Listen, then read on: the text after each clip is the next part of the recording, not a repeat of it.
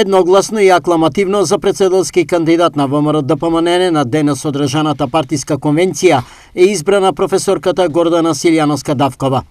На денешното обраќање ја постави дилемата дали Западен Балкан е Ахилова пета на Европската Унија или е недовршена симфонија, но го постави прашањето дали доволно сите направивме за овие 80 години за Македонија. Ме плаши реченицата што сите ќе си ја поставиме. Што сторивме за овие 80 години? Дали навистина ги браневме асномските принципи? И една личност постојано ме прогонува со умот и инспирацијата во мене. Владимир Полежиновски, генералниот секретар на АСНОМ. Зошто? Имав прилика да ја споредам француската декларација и стално ја споредувам за слободите и правата на човекот и граѓанинот и асномската декларација. Неверојатна сличност има меѓу нив.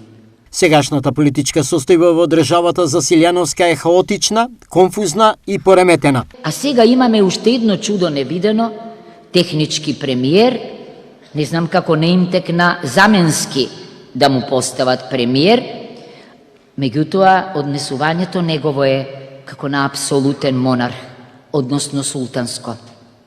Се прашувам дали навистина може да гарантира фери демократски избори, но затоа тука се камшиците од ВМРО-ДПМН, зборувам демократски камшици се работи.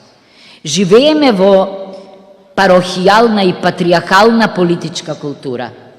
На пати дури препознавам сталинистички елементи или култ кон личноста на некои партиски лидери. За уставните измени, почитувањето на уставноста, улогата на институциите, но и надлежностите на председателот, Давкова потенцираше што се може да направи председателот и во кои сегменти од уставот. Мора да има можност за распуштање на собранието, не само на само распуштање, под определени околности. Треба да се отстрани прагот од 40% во вториот круг, 4 пати ни кажа Венецијанската комисија. Мора да се среди делот за мандаторот за нова влада, бидејќи имаме проблеми. Областа на локалната самоуправа, воената и инворедната состојба, прецизирање на надлежностите на председателот, особено помилувањата и така натаму. Зошто сум среќна што еве повторно сум овде?